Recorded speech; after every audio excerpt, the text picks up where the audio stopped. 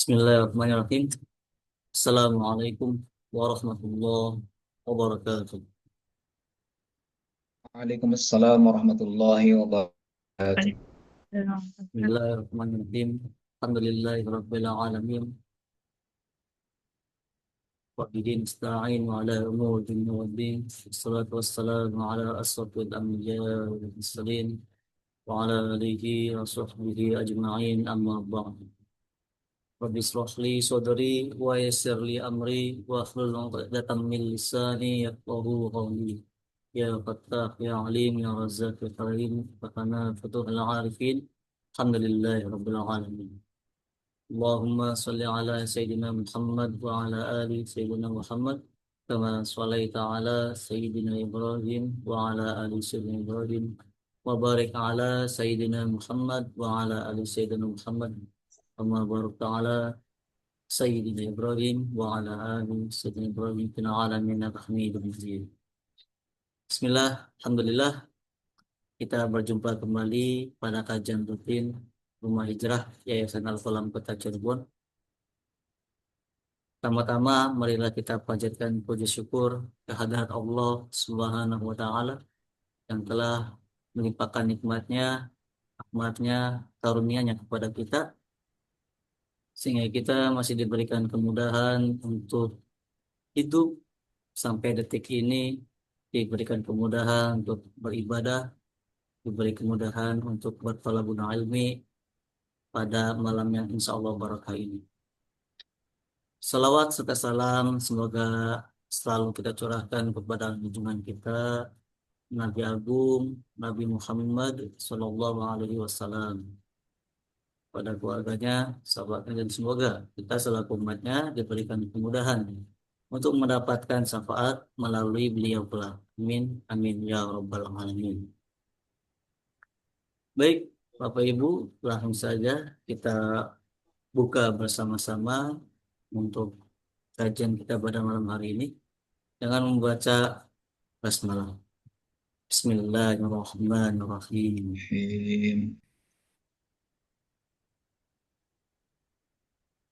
Baik, Bapak Ibu yang kami hormati, tema kita pada malam hari ini yaitu masih tentang bulan Rajab, yaitu melatih kesabaran, keikhlasan, dan pengharapan. Doa, gitu kan, doa pada Allah Subhanahu wa Ta'ala.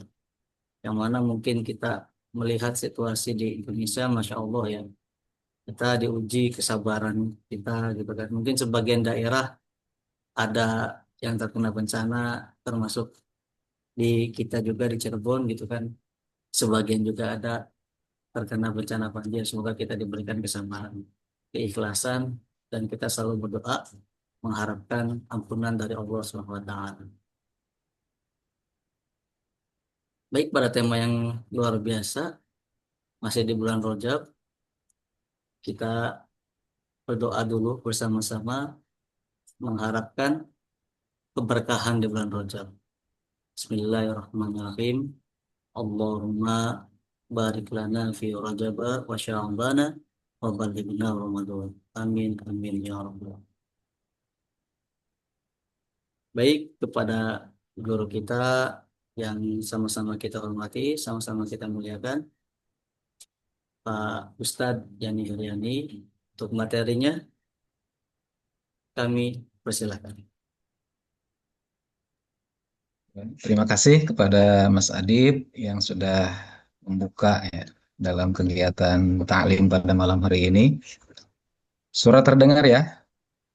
Iya Pak Ustadz, sudah terdengar Pak Ya, Ustadz. Alhamdulillah. Barangkali ini cuacanya masih hujan ya. Betul Pak Ustadz. Baik, Assalamualaikum warahmatullahi wabarakatuh. Waalaikumsalam warahmatullahi wabarakatuh. Innal hamdalillah nahmaduhu wa nasta'inuhu wa nastaghfiruh wa na'udzu billahi min syururi anfusina wa min sayyiati a'malina. من يهده الله فلا مضل له ومن يضلل فلا هادي له أشهد أن لا إله إلا الله وأشهد أن محمدا عبده ورسوله اللهم صل على محمد وعلى آل محمد أما بعد وقال الله تعالى في القرآن الكريم أعوذ بالله من الشيطان الرجيم يا أيها الذين آمنوا استعينوا بالصبر والصلاة إن الله مع الصابرين. Al-ayah Sadaqallahul Azim. Yang kami hormati segenap pengurus Yayasan Al-Qalam Kota Cirebon dan juga Bapak Ibu semua jamaah online ya, kajian Rumah Hijrah yang insya Allah mudah-mudahan kita akan dihimpunkan oleh Allah bersama dengan orang-orang yang solih yang akan menjadikan kita berada dalam kehidupan yang bahagia, baik dalam urusan kehidupan dunia kita, terlebih kehidupan akhirat kita. Amin ya rabbal alamin. Bapak dan Ibu sekalian yang saya hormati, eh, saya hormati saja ada apa yang menjadi diskusi kita pada kesempatan malam hari ini, dan tema yang akan kita kaji bersama adalah mengenai indahnya bulan mulia atau bulan haram ya, yang diantaranya adalah bulan Rajab ya, karena di dalam Al-Quran sudah ditetapkan oleh Allah Subhanahu wa Ta'ala terkait dengan kemuliaan di antara 4 bulan yang ada dari 12 bulan dalam hitungan 1 tahun. Dan Alhamdulillah kita hari ini tengah berada di bulan Rajab, salah satu bulan haram. Ya, mudah-mudahan juga kita mampu memanfaatkan kesempatan yang Allah berikan dengan kita berkehidupan di bulan Rajab untuk bisa meningkatkan ketakwaan kita kepada Allah Subhanahu wa Ta'ala. Bapak dan Ibu sekalian, ya, tema ini mungkin poinnya ada pada 2 kata kunci ya. Yakni yang pertama adalah kemuliaan bulan Rajab itu sendiri, dan yang kedua adalah hasil ataupun bagaimana ketika kita memanfaatkan momentum dari bulan Rajab sehingga bisa menjadikan sebagai bulannya latihan ya. Bagaimana melatih kita untuk lebih mempunyai kesabaran, lebih memiliki keikhlasan di dalam eh, menjalankan ibadah, dan juga lebih optimisme bagi kita di dalam eh, berharap kepada Allah Subhanahu wa Ta'ala dalam setiap doa-doa kita. Doa-doa terbaik yang kita panjatkan kepada Allah Subhanahu wa Ta'ala. Nah, untuk lebih memudahkan, saya coba untuk bagi menjadi 3 bagian. Yang pertama adalah muqaddimah, ya. Karena apapun yang kita bicarakan tentu harus dimulai dengan pendahuluan ya. Karena kalau tidak punya muqaddimah nanti langsung ke inti kayaknya kurang masuk gitu ya. Makanya dalam pidato ada muqaddimahnya, dalam karya tulis juga ada pendahuluannya. Nah, maka ini menjadi penting untuk kita awali muqaddimah ini, dan kemudian nanti poin intinya ada pada keutamaan bulan Rajab yang kalau kita bisa memanfaatkannya, bisa mengambil keutamaannya, maka insya Allah akan meningkat kesabaran kita, keikhlasan, dan sikap pengharapan kita. Nah, sebagai muqaddimah, saya di sini hantarkan kepada kita semua untuk kembali mentadaburi Al-Quran, surah At-Taubah ayat yang ke-36. Dan nanti ada sebuah hadis yang diriwayatkan oleh muttafaqun alaih yang menjelaskan rincinya. Ya, jadi kalau kita baca Al-Quran surah At-Taubah ini masih global ya bentuk penjelasannya, maka kita akan buka di dalam hadis Nabi Shallallahu Alaihi Wasallam. Baik, dalam mukadimah ini, A'udzubillahi minasyaitonirrajim. Inna iddatasy syuhuri 'indallahi 12 syahran fi kitabillah yauma khalaqas samawati wal ard. Minha arba'atun hurum, dzalikad dinul qayyim, fala tazlimu fihinna anfusakum wa qatilul musyrikina kaffah kama yuqatilunakum kaffah wa'lamu annallaha ma'al muttaqin. Dari ayat ini kita bisa mempunyai eh, pandangan atau pedoman bahwa di dalam hitungan tahun yang ada pada kehidupan kita itu terdapat 12 bulan dan sejalan dengan ketetapan Allah ketika Allah menciptakan langit dan bumi. Nah, di antara 12 bulan itu minha arba'atun hurum. Ada terdapat 4 bulan haram, ya. 4 bulan suci, 4 bulan mulia. Maka zalikad dinul qayyim, itulah ketetapan di dalam agama yang lurus.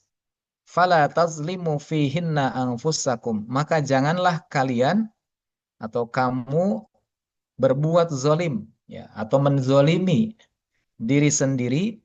Wa qatilul musyrikina kafah, dan perangilah orang-orang musyrik itu keseluruhannya, kama yuqatilunakum kafah, sebagaimana mereka memerangi kamu secara keseluruhan. Wa'lamu, dan ketahuilah oleh kalian, annallaha ma'al muttaqin, bahwa sesungguhnya Allah membersamai orang-orang yang bertakwa. Nah, jadi dari ayat ini kita bisa punya pedoman bagaimana kita mensikapi atau ketika kita hidup di bulan-bulan haram. Ada batasan-batasan yang menjadi panduan kita. Ya, bagian eh, larangannya adalah fala tazlimu fihinna anfusakum. Maka janganlah kamu berbuat zolim atau menzolimi dirimu sendiri. Dalam arti berbuat dosa, berbuat maksiat dengan segala bentuk kemaksiatan, maka itu adalah sesuatu yang sangat harus dijauhi. Meskipun bukan berarti di luar bulan haram kemudian bebas, ya, yang dimaksud. Tetapi ketika di bulan-bulan haram terutama, maka ini menjadi bagian yang perlu kita hindarkan. Dan di bagian akhir ayat ini memberikan motivasi kepada kita bahwa di bulan-bulan haram itu, di 4 bulan haram khususnya, maka kita untuk makin bertakwa kepada Allah. Nah, rinci dari 4 bulan haram itu kita bisa dapatkan di dalam hadis riwayat nomor hadis 4662 dan dalam hadis riwayat Muslim, bahwa disebutkan inna zamana qad istadara kahayati yauma khalaqallahu samawati wal ard, bahwa sesungguhnya zaman, ya, atau waktu, era itu adalah berputarnya sebagaimana bentuknya semula di waktu Allah menciptakan. Nah, berarti tadi sebagaimana dalam Al-Qur'an yauma khalaqas samawati wal ard. Jadi ketetapannya sudah Allah tentukan seperti halnya ketika Allah menciptakan langit dan bumi. Maka kata Nabi Shallallahu Alaihi Wasallam, as-sanatu asyara syahran. Dalam 1 tahun itu terdapat 12 bulan. Minha arba'atun hurum. Di antara 12 bulan itu ada 4 bulan. Athun mutawaliyatun. Ada 3 bulan haram yang beriringan, yang berurutan, yakni Zulqa'dah, Zulhijjah, wal Muharram. Yaitu bulan Zulqa'dah, bulan ke-11, Zulhijjah, bulan yang ke-12, wal Muharram, dan bulan yang pertama.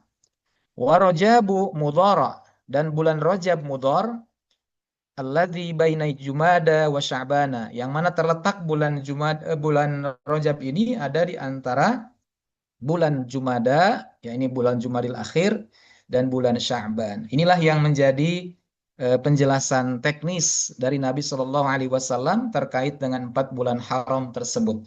Nanti kita di sini akan ketemukan dengan bahasa Rojab Mudor, ya. Kenapa disebut Rojabu Mudoro, ya, Rojab Mudor itu. Nah, ternyata kalau kita lihat di dalam artikulasi Rojab, ya, dalam makna katanya kita bisa dapatkan dari beberapa teori yang bisa kita telusuri atau kita literasi, bahwa kata rojab itu adalah berasal dari akar kata tarjib, ya. Jadi tarjib itu artinya adalah,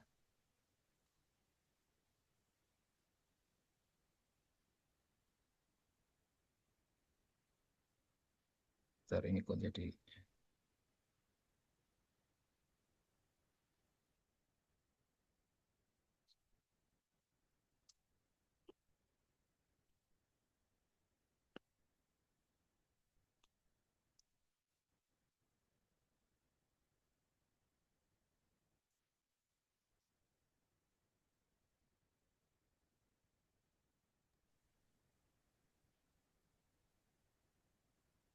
Ya, cek layarnya masih tampak jelas ya.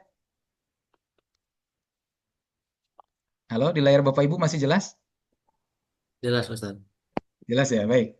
Nah, rojab itu berasal dari akar kata tarjib yang artinya adalah mengagungkan, menghormati, memuliakan. Dalam bahasa yang lain disebut at-ta'zim. Ya, ta'zim itu adalah memuliakan atau mengagungkan. Nah, jadi dalam sejarah ya, dari bulan Rajab ini dahulu pada saat masyarakat Arab itu sangat mengagungkan bulan Rajab ini. Ya, pada saat itu masih masuk dalam kategori masyarakat jahiliyah sebelum Islam datang. Karena mereka sangat mengagungkan bulan ini dengan bentuk yang menjadi bagian caranya mengagungkan adalah dengan mereka tidak melakukan peperangan di bulan Rajab ini. Nah, kemudian di dalam penjelasan lain dari Ibnu Faris di dalam kitabnya Mu'jam Maqayis Al-Lughah bahwa ternyata bulan Rajab juga bisa dimaknai sebagai arti menopang atau menyangga. Nah, mungkin kalau dalam bahasa pendidikan namanya scaffolding gitu ya. Jadi memberikan sanggaan kepada pohon ya, yang mana ketika pohon itu eh, disangga itu tujuannya untuk bisa menahan agar tidak sampai patah. Karena pada saat itu buah yang ada pada pohon itu menjadikan beratnya itu mungkin melampaui batas yang dimiliki oleh pohon. Nah, itulah yang menjadi bagian menopang atau menyangga pohon agar dahannya tidak patah karena beratnya buah. Apa makna ini? Maksudnya adalah menopang diri kita bahwa di bulan Rajab itu harus kita topang diri kita dengan dua sisi. Yang pertama adalah dengan memperbanyak amal soleh karena di bulan Rajab itu setiap amalan soleh diberatkan pahalanya oleh Allah. Nah, itu adalah beratnya buah. Jadi buah pahala dari amal soleh yang kita kerjakan di bulan Rajab atau di bulan-bulan haram, asyahrul haram atau asyahrul hurum, nah maka itu adalah berbeda dengan di bulan-bulan yang lain.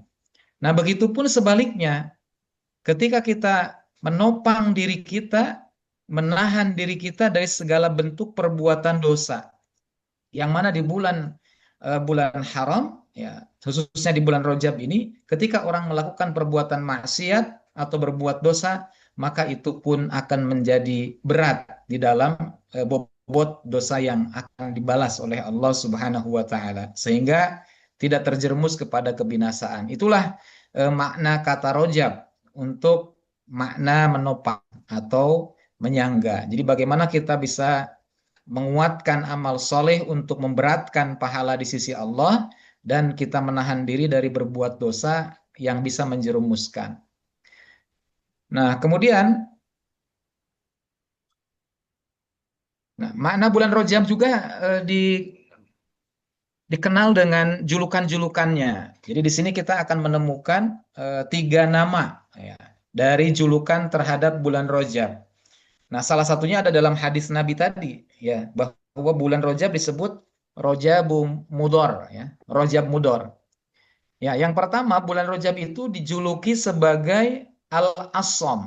Al-Asam itu artinya adalah yang tuli. Ya. Kenapa disebut atau dinamakan dengan Al-Asam? Karena di bulan Rajab itu terdapat larangan berperang, sehingga tuli tidak bisa mendengar suara-suara dentuman senjata, suara perang yang berat gambaran dari gencatan senjata. Jadi adanya larangan berperang menjadikan bulan Rajab itu adalah bulan yang tuli. Kemudian dia yang kedua dijuluki dengan Al-Asab, bulan yang mengucur. Ya. Bahwa di bulan Rajab ini yang ada dalam sebagian pendapat disebut dengan Syahrullah, bulannya Allah, yang mana Allah mengucurkan rahmatnya, Allah mencurah limpahkan rahmatnya kepada hambanya yang bertaubat. Maka pada bagian ini harus dimanfaatkan oleh kita dengan memperbanyak istighfar, memohon ampun kepada Allah di dalam pertaubatan kita. Maka Allah akan mencurahkan rahmatnya kepada siapapun orang yang bertaubat. Dan yang ketiga dijuluki dengan Rajab Mudhar, yakni pada saat dinamai dengan Rajab Mudhar dinisbatkan kepada sebuah kabilah di suku Arab yang mana dinamai ataupun punya nama kabilah Mudhar, yang mana kabilah Mudhar ini adalah salah satu suku Arab yang paling konsisten di dalam memuliakan bulan Rajab. Nah, itu adalah makna kata dari Rajab yang menjadikan bulan ini menjadi bulan yang kita muliakan. Nah, adapun yang jadi pertanyaan adalah mengapa Rajab itu disebut bulan haram, ya? Ataupun mungkin bulan-bulan haram yang lain, Zulqa'dah, Zulhijjah, Muharram, kenapa disebut bulan-bulan haram? Nah, ada setidaknya dua alasan. Bulan disebut dengan Asyhurul Hurum. Rajab disebut dengan bulan haram. Yang pertama adalah pada bulan-bulan haram ataupun bulan Rajab khususnya telah diharamkan berperang. Sejarahnya, larangan berperang itu sudah ada sejak zaman Nabi Ibrahim alaihissalam. Jadi pada masa itu sudah ada pengharaman atau larangan berperang di bulan Rajab atau di bulan-bulan haram lainnya.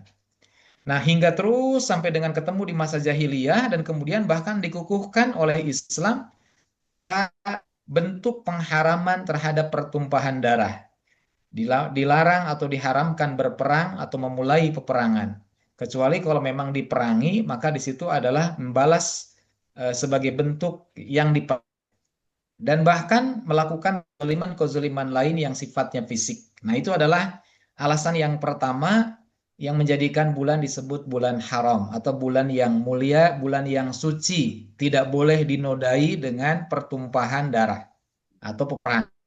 Yang kedua, disebut dengan bulan haram, alasannya adalah bahwa di bulan haram ketika melakukan amal saleh maka pahalanya akan lebih besar dari bulan-bulan yang lain di sisi Allah.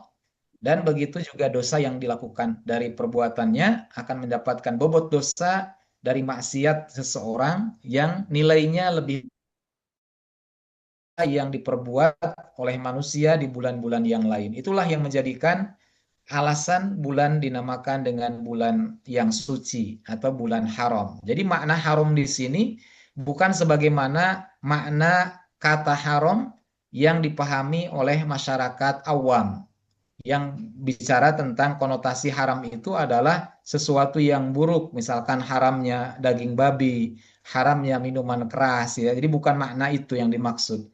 Tapi haram di sini adalah makna suci, ya, atau yang tidak boleh dinodai dengan segala macam kekotoran.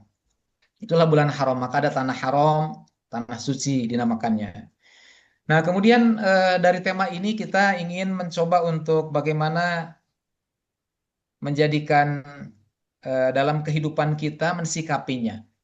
Maka keindahan bulan mulia, bulan Rajab, sebagaimana tema yang menjadi tagline-nya gitu ya, bahwa bulan Rajab itu adalah momentum emas untuk melakukan gencatan senjata terhadap hawa nafsu kita. Jadi di sini kita harus mampu menahan lisan kita, menahan mata kita, menahan anggota tubuh kita dari berbuat dosa.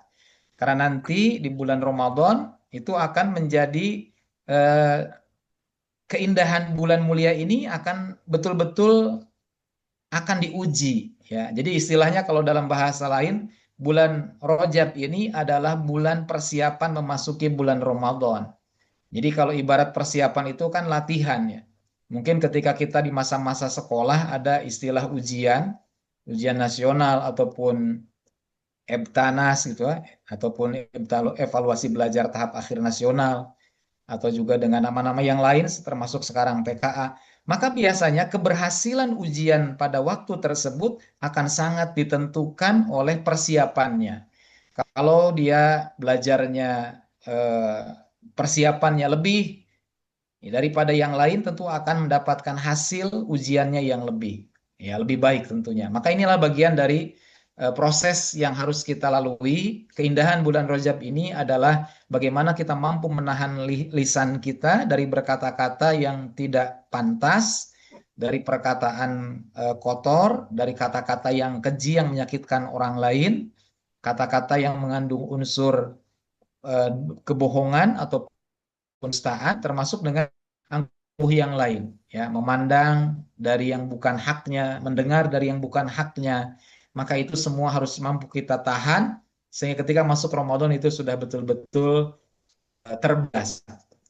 Yang kedua, di sisi yang lain adalah bagaimana di bulan Rajab juga kemuliaannya harus kita bisa jadikan sebagai momentum untuk meningkatkan kualitas ibadah kita, ya, dengan cara memperbanyak ibadah kita kepada Allah. Di antaranya ada puasa sunnah, ada memperbanyak istighfar, ada memperbanyak sedekah, dan ini semua adalah sebagai bekal persiapan menyambut bulan Ramadan. Jadi semua ibadah yang ada di bulan Ramadan harus kita mulai di bulan Rajab ini. Sampai-sampai ada seorang ataupun ulama yang mengatakan bahwa bulan Rajab adalah bulan menanam. Bahwa nanti di bulan Rajab kita sudah mulai menanam, di bulan Sya'ban nanti kita akan menyiram atau bagaimana menjaga, dan di bulan Ramadan adalah saat kita bisa memanen. Nah, maka ini menunjukkan bahwa kualitas ibadah puasa di bulan Ramadan ditentukan oleh latihan puasa sunnah di bulan ini. Kualitas ibadah sholat kita di bulan Ramadan maka akan ditentukan juga oleh kualitas ibadah sholat kita di bulan Rajab. Ini adalah fase persiapan atau latihan untuk bisa meningkatkan kualitas ibadah kita sebagai bekal menyambut bulan Ramadan. Nah, Bapak Ibu sekalian yang kami hormati, adapun keutamaan bulan Rajab, ya, bagian kedua, maka setidaknya ada 4 keutamaan yang coba saya hantarkan pada bagian ini. Yang pertama adalah sebagaimana tadi di dalam mukaddimah saya sudah sampaikan di bagian akhir bahwa Rajab adalah bulan persiapan menyambut Ramadan, terutama persiapan spiritual. Ya, jadi kalau persiapan material, mungkin nyiapin sirup, nyiapin sarung, nyiapin apa yang sifatnya materi, itu adalah bukan yang dimaksud, tapi lebih kepada bulan persiapan spiritual, bulan persiapan ruhiyah, ya. Bagaimana ketika kita ruhnya bersih, ya, kemudian hati kita bersih, maka itu akan bisa mudah di dalam mendapatkan atau meraih keutamaan-keutamaan ibadah di bulan Ramadan. Itulah persiapannya dimulai dari bulan Rajab ini. Makanya tadi di awal disampaikan atau dipandu oleh moderator, ya, oleh Kang Adib, bahwa doa yang sangat masyhur, yang terkenal, yang diriwayatkan oleh Imam Ahmad dan An-Nasai, meskipun ada sebagian pendapat yang mendoifkan hadis ini karena ini adalah sifatnya sebagai bagian doa dan tidak dihususkan pada bagian ibadah yang tertentu, maka menjadi bagian yang kita bisa panjatkan kepada Allah. Kita minta keberkahan kepada Allah itu kan kapan saja. Setiap mau makan juga kita minta keberkahan. Setiap kita mendoakan saudara kita yang melangsungkan akad nikah, kita pun mendoakan keberkahan. Nah, maka keberkahan ini menjadi penting dalam setiap kehidupan kita. Allahumma barik lana fi Rajab wa Sya'bana wa ballighna Ramadan. Pada bagian akhir, nah, dari doa ini menjadi petunjuk atau pengingat kepada kita bahwa bulan Rajab ketika kita minta keberkahan kepada Allah, artinya kan berkah itu bertambah kebaikan.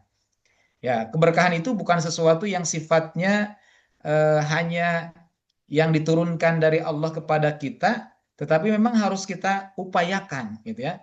Jadi keberkahan itu harus kita upayakan. Jadi bertambahnya kebaikan kita, bertambahnya amal soleh kita, bertambahnya kemanfaatan dalam kehidupan kita. Maka itulah bulan Rajab sebagai momentumnya. Jadi pada bulan Rajab ini momentum kita untuk melakukan refleksi diri. Ya, apalagi mungkin bersamaan dengan ketika kemarin pergantian tahun gitu ya. Maka momentum yang tepat untuk kita jadikan sebagai ajang muhasabah diri. Di bulan Rajab inilah saatnya kita mengintrospeksi diri kita, melakukan pencerminan terhadap diri kita. Dari 11 bulan sebelumnya sampai kita masuk di bulan ini, bagaimana kita di dalam beribadah kepada Allah, di dalam bertakwa kita kepada Allah. Maka inilah momentumnya yang tepat di bulan Rajab. Kemudian kita perbaiki niat, ya, bahwa dalam setiap amal ibadah kita harus senantiasa terjaga niatnya. Maka disitulah nanti pada bagian yang kedua ada keikhlasan, ikhlasun niyah. Jadi bagaimana kita memperbaiki kemurnian di dalam setiap niat kita melakukan ibadah atau amal saleh. Dan di bulan Rajab juga merupakan momentum yang tepat untuk memulai langkah menuju kehidupan yang lebih baik. Jadi kita mulai menata diri, ya, merencanakan, membuat program yang akan kita jadikan sebagai capaian yang akan kita raih di bulan Ramadan. Jadi diibaratkan kalau dalam bahasa organisasi, ketika ada sebuah kegiatan di bulan Ramadan, maka di bulan ini menyusun proposalnya gitu ya.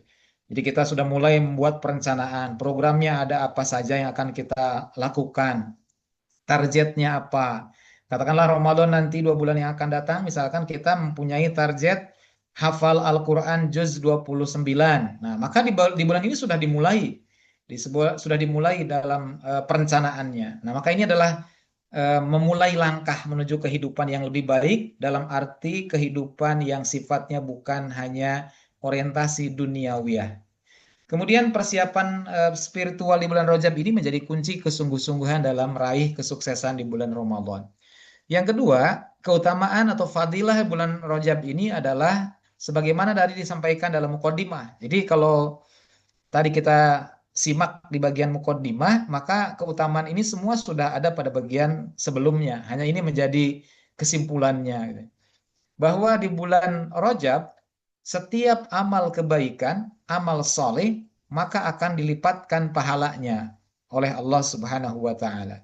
Jadi, amal baik yang kita lakukan, sholat wajibnya, sholat sunnahnya, puasa sunnahnya, kemudian sedekah atau infaknya, baca Al-Qur'annya, dan lain sebagainya amal kebaikan yang ada, maka itu akan mendapatkan pahala yang berlipat ganda. Jadi bukan hanya nanti ketika bulan Ramadan yang Allah akan lipat gandakan, tapi dimulai dari bulan Rajab sebagai Asy-Syahrul Hurum, itu pun menjadi eh, waktu yang kita perlukan dengan sebaik-baiknya.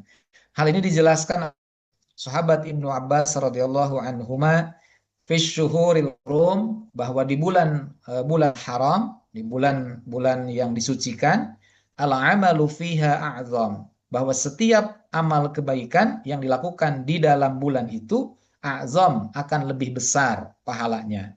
Wadzunubu a'zam, dan sebaliknya setiap adzunub, setiap dosa yang dilakukan oleh seseorang, a'zam, akan lebih besar juga berupa dampak dari dosanya. Nah, maka inilah pahala amal kebaikan yang dilipat gandakan oleh Allah harus kita raih di bulan Rajab, ya, dengan cara meningkatkan ibadah kita kepada Allah dalam segala bentuknya. Kemudian yang ketiga adalah keutamaan atau fadilah di bulan Rajab juga kita akan mengenang, ya, atau memperingati peristiwa yang penting dalam sejarah umat Islam, yaitu peristiwa Isra Mi'raj. Nah, peristiwa Isra Mi'raj meskipun terkait dengan waktu ketetapan tanggal yang terjadi peristiwa ini ada ikhtilaf di antara para ulama, tapi bahasanya mayoritas ulama adalah 27 Rajab, tetapi masih ada perdebatan di antara ketetapan harinya. Maka inti daripada peristiwanya adalah hasil dari Isra Mi'raj, yakni kewajiban sholat 5 waktu sebagai pilar yang utama dalam agama Islam. Bunyal Islam ala khamsin. Islam dibangun atas 5 perkara, dan setelah kita bersyahadat, yakni adalah mendirikan sholat. Maka sholat ini menjadi bagian penting dalam kehidupan kita. Momentum di bulan Rajab, maka momentum kita untuk melihat sholat kita. Bagaimana sholat kita selama ini? Sudahkah sholat kita dilaksanakan secara baik? Ya, baik dalam arti syarat dan rukunnya terpenuhi, baik dalam arti cara melaksanakannya dengan segala macam keutamaan, misalkan di awal waktu berjamaah 5 waktunya dan seterusnya. Maka itulah kesempatan yang kita ada di bulan Rajab ini untuk memeriksa ibadah sholat kita, karena bulan Rajab adalah momentum ketika dimulainya kewajiban sholat yang 5 waktu. Nah, adapun hikmahnya dari peristiwa Isra Mi'raj adalah bagaimana kita mampu memaknai sholat sebagai dua sisi, yakni hubungan langsung dengan Allah yang harus terus kita perbaiki kehusyuannya, keikhlasannya, dan juga bagaimana ketumakninahannya dalam setiap ibadah sholat kita juga harus kita maknai sebagai hablum minan nas, bahwa sholat 5 waktu mengajarkan kepada kita sebagai simbol kesatuan umat Islam. Makanya dengan berjamaah itu lebih utama, dalam rangka tadi bagaimana mewujudkan kesatuan dan persatuan di dalam bingkai keislaman. Ya, maka kalau sholatnya baik, sholatnya benar, antar umat Islam insya Allah akan menjadi kekuatan yang satu kesatuan. Nah, maka ini menjadi bagian yang harus kita periksa juga bagaimana memaknai sholat sampai saat ini. Dan yang terakhir keutamaan dari bulan Rajab juga adalah kita bisa mendapatkan Rajab itu sebagai momentum memperbanyak istighfar. Ya, kalimat istighfar yang mungkin bisa kita baca dalam setiap saat kita kepada Allah, banyak pilihan atau banyak jenis kalimat istighfar. Di antaranya adalah astagfirullah wa atubu ilaih atau astagfirullahaladzim. Maka itu adalah kalimat-kalimat permohonan ampun kepada Allah atas setiap kesalahan dosa-dosa yang kita perbuat. Bulan kita banyak istighfar. Istighfar bukan hanya ketika ditujukan dalam pembersihan dosa-dosa kita, tetapi juga ternyata istighfar itu akan bisa membuka pintu keberkahan. Kalau tadi kita minta keberkahan dalam awal doa kita di bulan Rajab, Allahumma barik lana fi Rajab, maka maknanya adalah kita memperbanyak istighfar di bulan Rajab, akan terbukalah keberkahan itu. Dalam hadis Nabi SAW, yang melazimkan, yang merutinkan membaca istighfar, ja'alallahu lahu min kulli hammin farajan. Allah akan menjadikan untuknya jalan kelapangan dari segala kesempitan. Wa min kulli dhiqin makhrajan, dan akan diberikan jalan keluar dari segala kesusahan. Warzaqahu min haitsu la yahtasib, dan Allah akan memberikan rezekinya dari arah yang tidak disangka-sangka. Ini adalah fadilatul istighfar. Nah, itu adalah gambaran dari keutamaan dari bulan Rajab, dan yang terakhir pada bagian ini, bagaimana kita bisa mengambil hikmah dari keutamaan-keutamaan yang ada di bulan Rajab untuk bisa melahirkan sebuah kekuatan kesabaran, kekuatan keikhlasan, dan kekuatan doa pengharapan kita kepada Allah Subhanahu wa taala. Maka intinya adalah tiga hal yang kita khususkan pada bagian ini. Rajab adalah bulan kita melatihnya. Bagaimana cara melatih kesabaran? Dengan ibadah-ibadah sunnah. Ya. Di bulan Rajab ini, mari kita mulai memperbanyak dan melakukan ibadah-ibadah sunnah. Baik itu puasa sunnah, baik itu adalah sholat-sholat sunnah, sedekah sunnah, dan semua ibadah-ibadah yang di situ membutuhkan kesabaran, khususnya dalam ibadah puasa. Nah, maka latihannya adalah di bulan Rajab ini. Sabar itu para ulama membagi dalam tiga hal. Sabar dalam melaksanakan perintah, ketika kita melaksanakan sholat, ketika kita membaca Al-Quran, ketika kita berpuasa, dan perintah-perintah Allah yang lain, maka pastilah membutuhkan kesabaran kita. Dan kesabaran yang kedua adalah ketika kita meninggalkan larangan-larangan Allah, menahan hawa nafsu kita untuk tidak melakukan maksiat kepada Allah, maka itu juga dibutuhkan kesabaran. Dan kesabaran yang ketiga, yang mungkin terkait dengan kondisi kita, kondisi masyarakat kita, kondisi bangsa kita yang baik-baik saja, Allah sedang uji dengan berbagai macam musibah, ada musibah longsor, banjir, dan lain sebagainya. Maka kesabaran yang ketiga juga diperlukan, yakni kesabaran di dalam menghadapi setiap musibah. Setiap musibah adalah ujian bagi kita yang harus kita sikapi dengan penuh kesabaran. Yang kedua, Rajab adalah bulan latihan kita untuk mendapatkan keikhlasan yang lebih.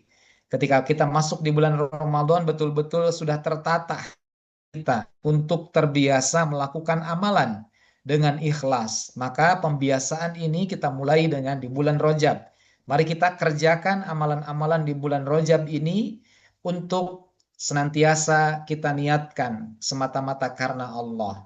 Ikhlasun niyah, memurnikan niat kita dalam setiap ibadah, bukan untuk hal-hal yang lain, bukan untuk mengharapkan pujian manusia, bukan untuk mengharapkan kehidupan dunia, tetapi adalah sebagai bagian dari keikhlasan kita kepada Allah. Kita pasrahkan kepada Allah sebagaimana yang diajarkan oleh Nabi kita, dengan konsep ihsannya, bahwa al-ihsan an ta'budallah ka'annaka tarahu. Engkau beribadah kepada Allah seakan-akan engkau melihatnya. Ya, jadi kita tidak mempedulikan dengan orang lain. Yang pasti ketika kita beribadah semata-mata kita tujukan hanya karena Allah. Dan kalau kita tidak bisa melihat Allah, maka yakinkanlah fa innahu yaraka, sesungguhnya dia Allah melihatmu. Itulah konsep ikhlas yang dikaitkan dengan keihsanan. Ikhlas artinya adalah kualitas amal yang terbaik gitu. Itulah ikhlas. Jadi ikhlas itu bukan berarti amal yang biasa atau amal yang kecil. Kan mungkin orang kadang menggunakan ikhlas ini dalam penggunaannya kadang kurang tepat ya. Ya, misalkan sedikit juga nggak apa-apa, yang penting ikhlas. Nah, itu kata-kata yang tidak perlu kita budayakan. Justru yang harus kita bangun adalah keikhlasan itu menjadikan orang atau kita semua untuk beramal yang terbaik, gitu ya, beramal yang paling baik yang kita mampu. Yang ketiga, Rajab juga melatih kita untuk semakin mendekatkan diri kepada Allah dan semakin merasakan Allah dekat dengan kita. Maka bagian penting di bulan ini, mari kita perbanyak doa. Di bulan Rajab kita perbanyak doa sebagai wujud pengharapan kita kepada Allah atas apa yang kita panjatkan sebagai hamba, baik ampunannya, yang tentu kita banyak salah dan dosa, kemudian rahmatnya Allah yang terbentang luas, yang kita bisa mintakan kepada Allah, dan yang paling penting adalah yang kita minta dan kita harapkan, yakni ridhonya Allah Subhanahu wa Ta'ala. Mudah-mudahan itulah di antara keutamaan-keutamaan dan juga bagaimana kita bisa memanfaatkan momentum bulan Rajab ini sehingga akan menjadikan kita orang-orang yang beruntung, ya, tidak termasuk orang-orang yang merugi dalam pandangan Allah Subhanahu wa taala. Demikian Bapak Ibu sekalian yang bisa disampaikan, semoga bisa mengantarkan kepada diskusi kita dalam waktu yang sekitar 15 menit, dan semoga ini menjadi motivasi kepada kita semua untuk memanfaatkan waktu yang Allah berikan, kesempatan yang baik di bulan Rajab ini, sehingga surah Al-Asr itu menjadikan kita bagaimana kita bisa membebaskan dari segala macam kerugian, salah satunya saling berwasiat di dalam kesabaran. Demikian, nasrun minallah fathun qarib. Assalamualaikum warahmatullahi wabarakatuh. Waalaikumsalam warahmatullahi wabarakatuh. Insyaallah, syukran kami aturkan kepada guru kita Ustadz Yani Haryadi atas materi yang luar biasa. Baik, Bapak Ibu, kita lanjut ke sesi berikutnya, yaitu diskusi dan tanya jawab. Seperti biasa, jika ada yang bertanya atau menyampaikan, boleh bisa menyampaikan melalui mikrofon dan mengaktifkan mikrofonnya, atau bisa juga tuliskan di kolom chat Zoom, Bapak Ibu.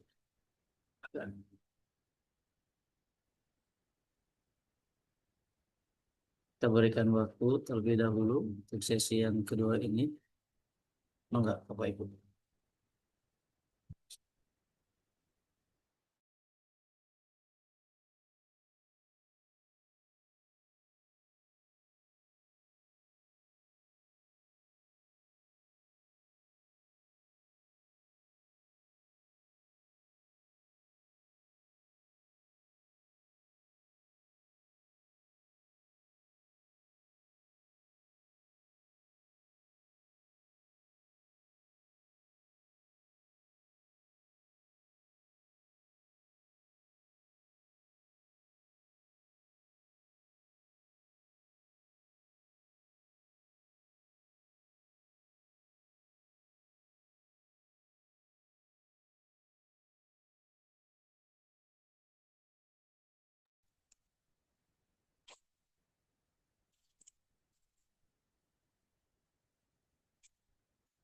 Boleh bertanya Pak Ustadz? Mangga Pak Boleh, Pak. Nasaruddin, dengan senang Monggo, hati, Pak. tafadhol. Mohon maaf nih Pak Ustadz, saya ini orang baru, belum berpengalaman dalam hal agama ini, cuman karena mumpung ini saya juga baru bergabung Pak Ustadz. Alhamdulillah. Sama Mangga, Alhamdulillah. Iya, Pak Ustadz. Mohon maaf ini kan saya kan begini Pak Ustadz. Kan saya juga baru belajar juga. Kebetulan ada bimbingan dari Pak Ustadz ini. Ya, Alhamdulillah luar biasa saya menyimaknya tersentuh dalam hati saya. Karena memang hidup ini ya banyak sila dan banyak dosa Pak Ustadz. Tentu saja Pak Ustadz. Jadi dalam hal ini eh, langkah untuk menghapus dosa itu seperti apa Pak Ustadz? Apakah kita dengan adanya bulan Rajab ini di dalam sholat taubat itu seperti apa caranya Pak Ustadz? Karena mohon maaf saya belum begitu paham Pak Ustadz. Jadi mohon petunjuk karena saya ini jujur saya orang biasa yang tak luput dari salah dan hilaf dan saya juga banyak dosa Pak Ustadz. Jadi dalam hal ini saya ingin petunjuk Pak Ustadz cara kita untuk melepaskan dari hal-hal dosa dan sebagaimana yang diajarkan oleh Pak Ustadz itu. Ya itu aja Pak Ustadz. Baik, terima kasih Pak Nasaruddin. Ya, Nasaruddin ya, Masya Allah ya. Ini Nasor itu artinya penolong ya, penolong agama nih. Amin, amin, amin. Mungkin langsung aja nih Mas Adib ya. Saya coba merespon langsung biar efektif. Ya, Jadi pertama saya sampaikan ahlan wa sahlan, salam kenal saya kepada Bapak dan juga teman-teman juga di dalam ruang Zoom ini juga saya satu sama lain mungkin saya kalau baca nama-namanya kayaknya banyak yang baru. Ya, dan kadang saya ketemunya dua bulan sekali Pak. Jadi saya ketemu 2 bulan ya, sekali dapat undangan dari Mas Adib. Alhamdulillah masih bisa silaturahim. Terkait dengan pertanyaan Bapak, bagaimana ketika kita sadar betul akan kesilafan atau dosa-dosa yang telah kita perbuat. Sebagai manusia biasa, ya pastilah kita tidak mungkin luput dari dosa. Bukan hanya Bapak, termasuk saya kan gitu ya. Siapa pasti tidak bebas dari kesalahan dari cara ke Allah, kami bahwa kita kita kan tadi tobat ya. Sholat itu sebetulnya sholat ataupun sholat sunnah, maka setiap ibadah sholat kita itu adalah taubat kita kepada Allah. Jadi fadilah sholat itu selain mendapat bisa menggugurkan dosa. Maka kalau kita sholatnya sempurna, dilaksanakan dengan berjamaah, tepat waktu, di masjid, ya insya Allah itu akan menjadi penggugur dosa-dosa kita. Bahkan kalau dalam sebuah riwayat, langkah kaki dari rumah menuju masjid, semakin banyak langkah kaki kanan akan mendapatkan 1 pahala setiap langkah kaki kiri akan menghapuskan setiap dosa itu perbuatan kita. Dan sholat itu sebagai kafar, sebagai penghapus. Jadi caranya meminta atau taubat kita Allah adalah dalam perbuatan. Jadi perlu secara yang taubat, tapi dalam setiap sholat kita itu menjadi sarana kita bertaubat kepada Allah. Gitu ya. Jadi itu yang harus kita yakinkan bahwa setiap ibadah sholat itu adalah sarana untuk mendapatkan pengampunan dosa atau dalam kata lain pertaubatan. Contoh puasa. Puasa Ramadan yang akan datang itu jelas adalah menjadi sarana taubat kita. Man shoma Ramadana imanan wa ihtisaban ghufira lahu ma taqaddama min dzambi. Siapa orang yang berpuasa Ramadan dengan iman dan ihtisab semata-mata mengharapkan pahala dari Allah, maka ghufira lahu ma taqaddama min dzambi. Akan diampunkan dari dosa-dosanya yang telah lalu. Nah, berarti kan ibadah itu adalah sarana untuk bertaubat kepada Allah. Jadi bagi kita bersyukur sebagai muslim ya, Allah sudah sediakan karena Allah Maha tahu terhadap kehidupan hambanya. Manusia itu banyak dosa, Allah tahu. Maka Allah berikan sarananya. Jadi setiap ibadah yang kita lakukan dengan sebaik-baiknya, dengan maksimal, insya Allah itulah sarana terbaik untuk mendapatkan ampunan dari Allah. Jadi tidak tidak mesti secara khusus melakukan satu bentuk sholat yang khusus dengan sholat taubat, kecuali kalau kita sudah melakukan dosa besar yang kita sadari betul dosa besar itu. Tahu betul dosa besar itu. Misalkan, nauzubillah ya, misalkan ada di antara saudara kita yang misalkan membunuh atau berzina. Nah, itu kan jelas-jelas tuh dosa besar yang disadari, yang betul-betul secara hukum jelas-jelas itu bertentangan dengan itu, yang perbuatan adalah dosa yang bukan dosa yang sengaja dengan dosa yang besar itu. Ya kan kadang mungkin dosa kita itu misalkan dosa mulut yang tidak terjaga, ya kan dosa mata yang keliaran gitu kan, melihatnya sana sini kanan kiri tidak tidak difilter kan gitu. Nah itulah dosa-dosa itu yang insya Allah gugur dengan sendirinya melalui ibadah-ibadah kita kepada Allah gitu Pak. Jadi caranya intinya perbaiki ibadah gitu Pak ya. Jadi mari kita perbaiki ibadah, perbanyak istighfar kepada Allah, itulah insya Allah menjadi cara yang paling efektif untuk mendapatkan ampunan dari Allah. Allah a'lam bishawab. Bisa bertanya lagi Pak Ustadz? Boleh, Enggak, Bang. Mas Adib, Mas Adib. Mangga Bapak, boleh. Ya, monggo kan kebetulan teman-teman belum ada yang tanya kebetulan ini sekali ini. Begini Pak Ustadz, mohon maaf ini. Eh, saya jujur Pak Ustadz, dengan eh, apa namanya dengan adanya pertemuan ini sangat menyentuh hati saya untuk banyak bertanya karena memang saya jujur. Pertama yang saya ingin sampaikan karena saya ini tujuan saya yang pertama itulah bagaimana cara kita untuk uh, melunasi semua amanah-amanah kita. Jadi amanah itu kan hal yang paling penting dalam hidup ini untuk dilunasi, Pak Ustadz.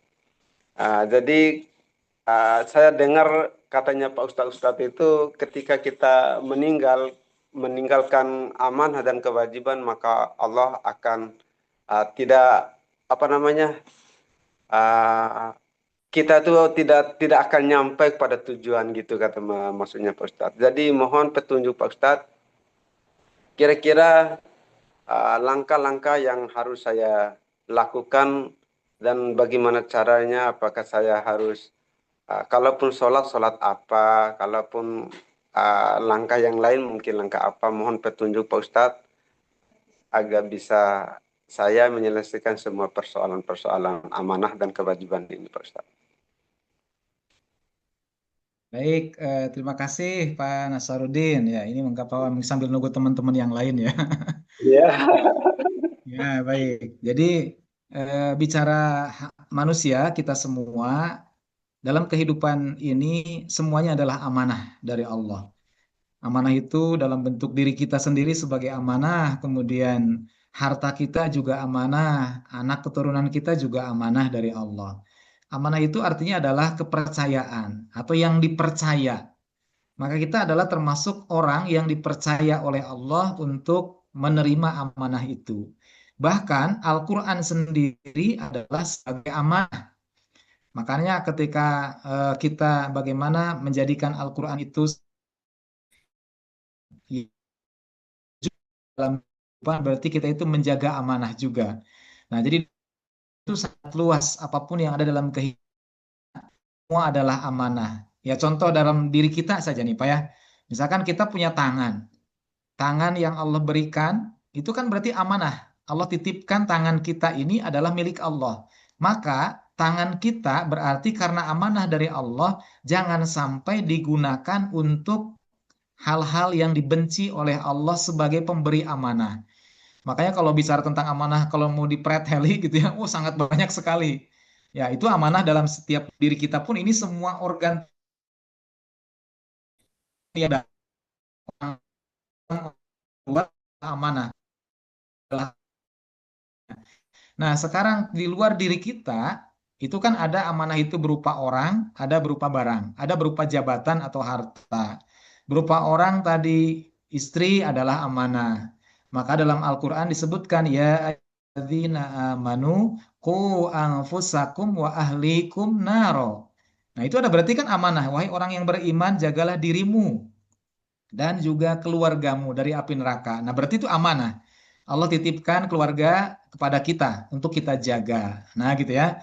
Itu adalah amanah. Termasuk harta, ya, bahwa sesungguhnya harta dan anak kita adalah sebagai fitnah yang bisa menjadikan kita apakah bisa menjalankan amanah itu atau tidak.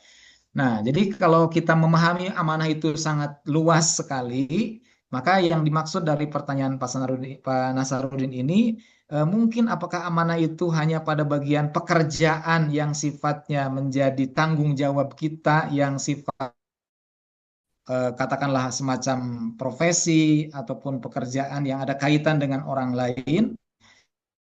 Nah, maka sebetulnya semuanya adalah harus kita bisa bertanggung jawab gitu. Jadi artinya tidak tidak hanya melihat dari satu sisi bagian amanah.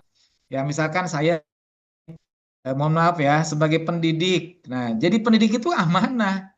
Bagaimana anak didik yang ada dalam tanggung jawab saya diberikan pendidikan yang bisa ke surga. Nah, itu juga amanah pendidik itu. Ya, profesi pendidik ya, atau juga amanah ketika untuk bisa tabligh nih menyampaikan kebenaran itu juga amanah. Meskipun kalau amanah konsekuensinya kan berat. Ya, konsekuensinya berat kalau tidak bisa menjaga amanah. Karena kalau tidak amanah ya khianat namanya. Dan itu sudah digolongkan oleh Nabi sebagai orang-orang munafik. Sedangkan orang-orang munafik itu adalah tempatnya kil asfal. Di kerak api neraka. Nauzubillah, summa nauzubillahi min dzalik. Itulah gambaran dari konsekuensinya kalau tidak bisa menjaga amanah. Jadi sebelum kepada pertobatan, maka sadari dulu amanah kita itu apa saja. Gitu ya, amanah yang ada pada kita dari Allah itu apa? Nah, maka kita kerjakan dulu sekuat tenaga kita dengan kesungguh-sungguhan kita. Itulah jihad yang kita butuhkan. Jadi jihad itu adalah bagaimana sungguh-sungguh untuk menjalankan amanah gitu.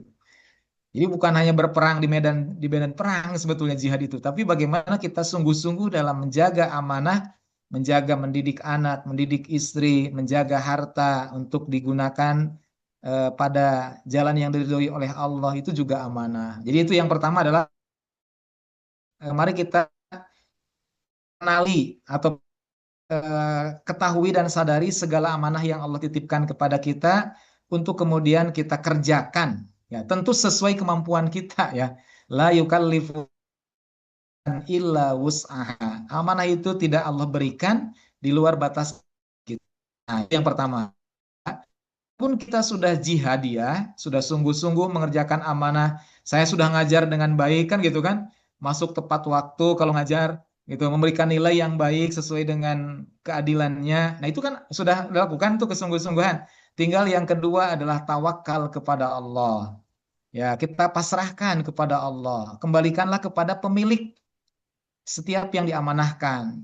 Kita pasrahkan kepada Allah dan ketika kita pasrahkan tangan, barulah kita yang ketiga ada tidak lepas dari memohon ampunan kepada Allah.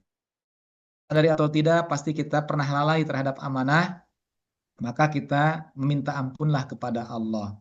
Kalau itu yang terkait hak Allah. Tapi kalau yang terkait hak Adam, amanah yang terkait hak Adam, maka tidak cukup hanya memohon ampun kepada Allah, tapi harus diselesaikan juga dengan Adamiah, dengan Ya, manusianya. Gitu Pak ya. nah, Jadi itu kalau yang amanahnya misalkan amanah ya harus dengan gitu ya. Hanya mohon ampun kepada Allah sementara muamalahnya tidak dengan baik. Gitu jadi Pak ada 3 hal yang menurut saya dalam menjalankan amanah itu perlu kita eh, ketiga-tiganya padukan ya. Jadi tidak hanya satu sisi. Semampu kita dengan kita karena yakin Allah tidak mungkin memberikan amanah di luar kemampuan kita gitu tadi ya. Yang kedua adalah kita tawakal kepada Allah kalau sudah melakukan jihad. Contoh, saya sudah mendidik anak nih. Anaknya bandel ya udah itu mah tinggal tawakal kepada Allah. Kita kembalikan kepada Allah sebagai pemilik gitu ya. Dan yang ketiga barulah kita mohon ampun kan memperbanyak istighfar dan memperbaiki ibadah gitu. Allah. Makasih Pak Ustadz. Begitu Pak Nasruddin Ya, mudah bisa dipahami. makasih banyak Pak Ustadz. Makasih Oke, banyak. oke, sama-sama, sama-sama. Pak Nasruddin dari mana Pak? Wah, Bima, enggak. dari Bima Pak Ustadz. Bima NTB. Masya Allah. Di sana gimana? Ada musibah atau alhamdulillah terjauh dari Ah, musibah? ya, eh, namanya juga musim ini Pak Ustadz. Ya, Ya betul ya di kadang mana-mana ya. ya di Baik, semoga mana-mana juga. diselamatkan dari musibah, dijaga dari musibah mudah-mudahan. Amin, Amin. amin, amin.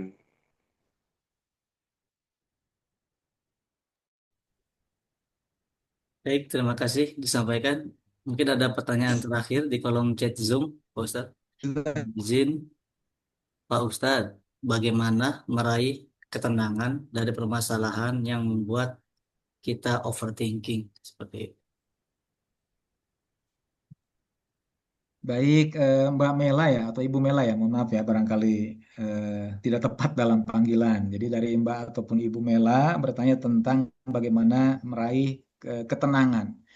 Jadi sebetulnya ketenangan itu kalau dalam bahasa Al-Quran adalah salah satu bagian dari nafsu ya. Jadi nafsu manusia kita itu punya tiga jenis nafsu. Ada nafsu yang disebut dengan nafsu lawamah. Ada yang disebut dengan nafsu ammarah. Dan ada yang disebut nafsu al-mutmainnah. Gitu kan? Nah yang terkait dengan yang dimaksud pada pertanyaan adalah nafsu mutmainnah. Bagaimana jiwa ataupun hati kita mendapatkan rasa tenang atau ketenangan. Di dalam agama kita sebetulnya sudah ada tuntunan bagaimana meraih ketenangan, tidak perlu pakai obat tidur, gitu. Tidak perlu pakai obat penenang, gitu ya. Ya, mungkin ada banyak kan kalau zaman sekarang itu segala macamnya ada obatnya ya. Justru obatnya ada dalam Al-Qur'an. Al-Quran itu sudah memberikan petunjuk kepada kita bagaimana meraih ketenangan. Ala bizikrillah tatmainnul qulub. Ingatlah kata Allah, ketahuilah bizikrillah dengan zikir kepada Allah, dengan ingat kepada Allah, tatmainnul qulub. Maka hati kamu ataupun kita semua al-qulub itu akan mutmainnah atau akan mendapatkan meraih ketenangan. Jadi jawaban yang ingin dikuatkan dari pertanyaannya eh, Mbak ataupun Ibu Mela bahwa meraih ketenangan itu kita ingat kepada Allah. Ketika kita mendapatkan sesuatu yang sampai dengan overthinking gitu ya, maka yakinkanlah ada Allah yang senantiasa ada dekat dengan kita. Gitu. Jadi kita akan senantiasa kalau sudah ada Allah itu namanya ma'iyatullah gitu ya. Allah membersamai kita gitu. Jadi kalau Allah membersamai kita, maka sebagaimana orang tuh kan kira kalau sendirian kadang kurang tenang ya karena ada takut, ada mungkin rasa was-was. Tapi kalau ada yang menemani ya itu akan jadi tenang biasanya. Di rumah kalau sendirian tuh misalkan rumahnya belum dihuni oleh kita, berumah baru misalkan ya, itu pasti ada suasana-suasana yang atau hal-hal lain. Maka dengan ada teman itu mungkin akan bisa menjadikan berkurang rasa kegelisahan atau ketakutan. Maka yakinlah Allah akan bersama dengan orang-orang yang senantiasa ingat kepada Allah. Fazkuruni azkurkum washkuruli wala dalam katakan telah kepada ini aku akan ingat kepadamu. Ya, washkuruli dan bersyukurlah kepadaku, wala takfurun dan janganlah kamu menjadi orang-orang yang kufur. Nah, jadi itu ya. Jadi insya Allah perbanyak dekat kepada Allah. Bagaimana cara dekat kepada Allah? Satu, ibadah, sholat, baca Al-Quran, baca kalimat-kalimat thayyibah. Jadi itu yang harus senantiasa kita dawamkan ya, harus senantiasa kita lakukan dalam setiap waktu kita. Bukan hanya setiap hari sebetulnya. Coba aja lihat di surah Ali Imran 190 dan 191. Orang yang berakal, ulil albab namanya, adalah allazina yazkurunallaha qiyaman wa qu'udan wa ala junubihim. Orang yang senantiasa ingat Allah baik dalam keadaan dia berdiri, dalam keadaan dia duduk, dalam keadaan dia berbaring. Gitu. Nah, itu berarti dalam setiap keadaan, maka harus selalu ingat kepada Allah, insya Allah kita akan mendapatkan rasa tenang. Tapi kalau nanti ketenangan itu karena ketidaktenangannya karena punya masalah dengan orang, akan tenang ya dengan diselesaikan juga masalah dengan orangnya, gitu ya. Jadi tidak cukup hanya dekat kepada Allah dalam setiap doa, dalam setiap ibadah, tapi tidak diselesaikan dengan orang yang membuat tidak tenang. Misalkan punya utang jadi tidak tenangnya, ya itu akan lain. Diselesaikan dulu urusan dengan orangnya. Jadi nanti kembali kepada masalah ketenangan ini, kalau itu ada pada bagian thinking gitu ya, berpikir yang ada, berarti cukuplah kita mendekatkan diri kepada Allah. Gitu, insya Allah kita akan meraih. Tapi kalau ada yang menjadikan sebabnya terkait dengan orang atau muamalah dengan sesama, maka supaya kita mendapatkan ketenangan dari Allah juga harus diselesaikan urusan dengan sesamanya gitu. Jadi kalau yang punya urusan dengan tetangga, ya selesaikan dulu dengan tetangganya, nggak akan pernah tenang dengan tetangga kalau musuhan, gitu kan ya. Ya, jadi itu maksudnya. Jadi kalau memang urusannya dengan hablum minan nas, maka juga harus diselesaikan dengan hablum minan nas. Wallahu a'lam bishawab. Semoga bisa terjawab ya. Ini Bu Mela. Ya, udah ya. Ya, insya Allah. Itu mungkin ya, kembali Baik, ke Mas Abdul. baik. Alhamdulillah, syukron kami sampaikan kepada guru kita, Ustaz Yandi Hayandi. Alhamdulillah, kita sudah berada di penghujung acara. Terima kasih Bapak Ibu yang telah menyempatkan waktunya untuk hadir pada majelis yang insya Allah mulia ini. Sebelum ditutup, barangkali dari Pak Ustadz ada yang ingin disampaikan sebagai closing statement, dipersilakan. Baik, terima kasih Bapak Ibu sekalian ya. Sebagai yang disampaikan kita ada di bulan Rajab 1443, tepatnya adalah tanggal 8 18 ya. 6 plus 12 hari ya. Ya, tepatnya pada tanggal 17 atau 18. Kadang-kadang masalahnya kalendernya Hijriah itu suka ada beda sih hari pertamanya ya. Ya, 17 atau 18 Rajab, pertengahan intinya di bulan Rajab. Kita syukuri keberadaan kita, kesempatan yang Allah hadirkan kepada kita, umur panjang yang Allah beri. Kita syukuri menggunakan kesempatan yang Allah berikan di bulan sebagai salah satunya ini Allah dengan cara menggunakannya beribadah kepada Allah. Mari kita tingkatkan ibadah kita kepada Allah dan juga ibadah kita dalam arti yang luas dengan sesama kita. Jadi bukan hanya fokus kepada satu bentuk ibadah yang vertikal kepada Allah, hablum minallah, tapi juga harus dilengkapi, disempurnakan dengan hablum minannas. Insya Allah majelis-majelis syar'i seperti ini, mempelajari ilmu agama seperti ini adalah bagian ibadah kita dalam arti luas. Maka dengan hadirnya kita di setiap kesempatan yang ada, baik secara offline maupun online, mudah-mudahan ini menjadi wasilah kita mendapatkan jalan yang dimudahkan untuk Allah ke dalam atau menuju surganya Allah Subhanahu wa taala. Demikian, mari kita jadikan bulan Rajab ini bulan persiapan untuk menyambut Ramadan dan perbanyaklah doa-doa yang kita panjatkan. Salah satunya minta keberkahan kepada Allah dan mudah-mudahan Allah panjangkan umur kita wa ballighna Ramadan sampai dengan bertemu bulan Ramadan, dan bukan hanya bertemu bulan Ramadan tapi bisa betul-betul memanfaatkan hadirnya di bulan Ramadan nanti untuk meraih banyak pahala-pahala kebaikan. Amin ya rabbal alamin. Demikian, nasrul minallah fathun qarib. Wassalamualaikum warahmatullahi wabarakatuh. Waalaikumsalam warahmatullahi Warahmatullahi wabarakatuh. wabarakatuh. Syukron Ustaz. Baik, terima kasih sampaikan kepada guru kita Ustaz Yani Aliandi. Terima kasih juga kepada Bapak Ibu. Semoga ilmu yang kita dapatkan pada malam hari ini diberikan kemudahan untuk kita dalam menjalankannya, dalam mengamalkannya. Amin, amin ya rabbal alamin. Amin. Kita tutup bersama-sama dengan hamdalah dan doa kafaratul majelis. Alhamdulillahirabbil alamin. Alhamdulillahirabbil alamin. Subhanallahumma wa bihamdik, Subhanakallahumma wa asyhadu an bihamdik. la ilaha illa Asyhadu an anta, la ilaha illa astaghfiruka anta wa atubu ilaik. astaghfiruka wa atubu ilaik. Terima kasih. Mohon maaf bila ada kesalahan. Sampai bertemu pada kajian berikutnya. Kami akhiri. Wassalamualaikum warahmatullahi wabarakatuh.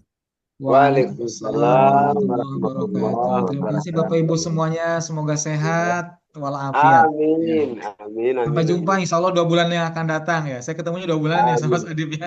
Insya Amin. Allah ya. Mudah-mudahan ketemu lagi 2 bulan yang akan datang. Tapi Ramadan kayaknya libur ya. Iya, lagi tarawehan. Mangga pamit Bapak Ibu. Selamat istirahat. Iya, iya Pak Ustadz. Makasih banyak Pak Ustadz.